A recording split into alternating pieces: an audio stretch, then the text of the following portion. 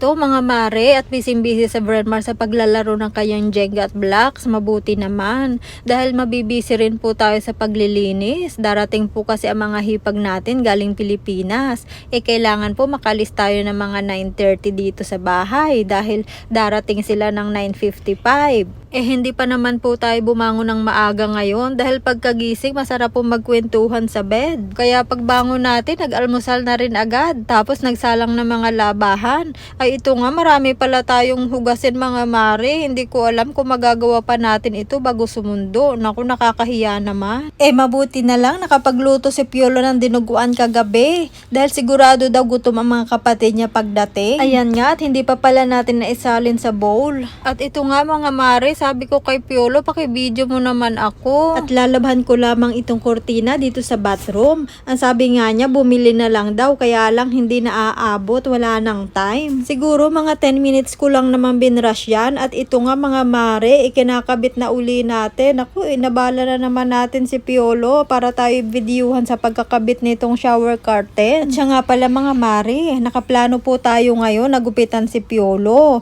Ayan nga po, nagmamadali po tayo dyan. Tayo na rin po nag-video sa ating mga sarili dahil wala nga po makapag-video sa atin. Ang hirap nga lang po talaga mga mare pag walang videographer. Siya nga po pala mga mare, ayos naman po ang kinalabasan ng kanyang gupit kahit nagmamadali po tayo. At ito na nga po mga mare, paalis na po tayo para pumunta sa airport. Pero naku, ito nga po pala si Piolo ay magagas pa. Hindi raw siya nakapagas kahapon. Kaya dito po muna tayo pansamantala habang siya ay nagagas.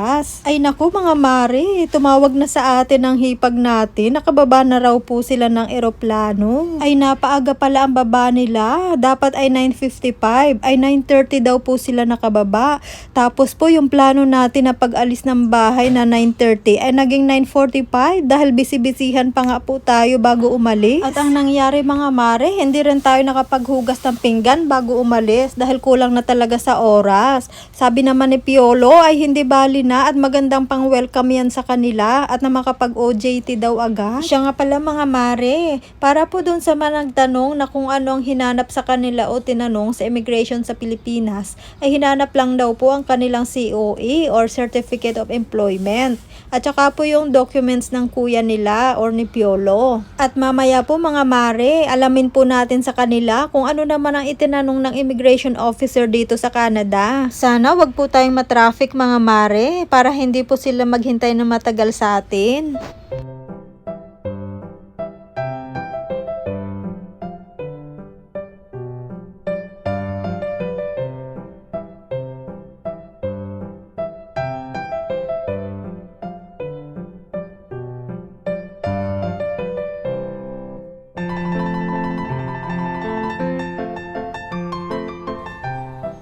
Naku, ayan na nga po mga mare at na-traffic na po tayo dito sa Gardener. Sana pala talagang inagahan natin. Totoo talaga yung sinasabing daig ng maagap ang taong masipag.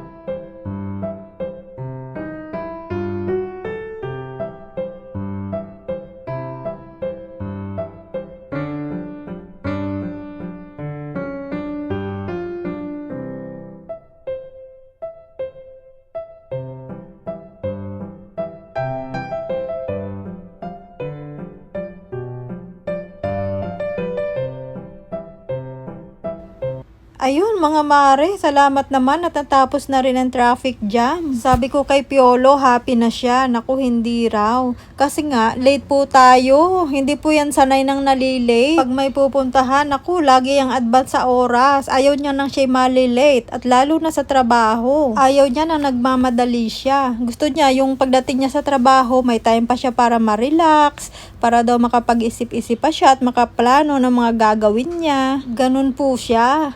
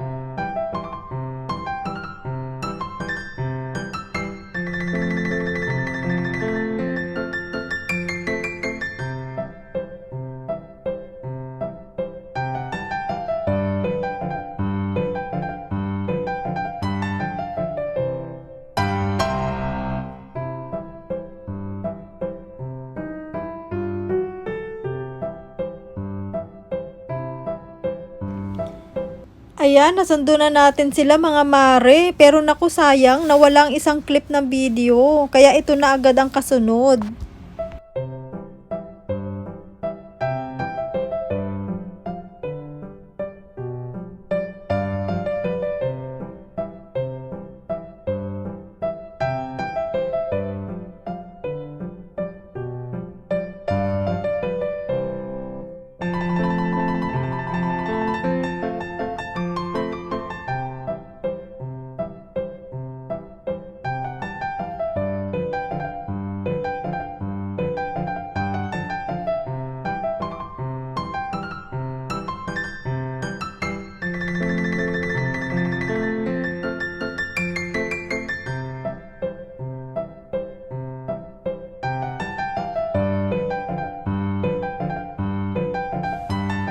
Ayun, tinanong natin sila mga mare kung anong tanong ng immigration officer dito. Tinanong lang daw po sila kung anong gagawin nila dito at kung gaano katagal sila magsistay. Kaya nagpapasalamat po tayo mga mare na nakarating sila ng maayos dito. Maraming salamat din po mga mare sa panunood for today's video. Tingnan po natin sa susunod kung saan po natin sila ipapasyal.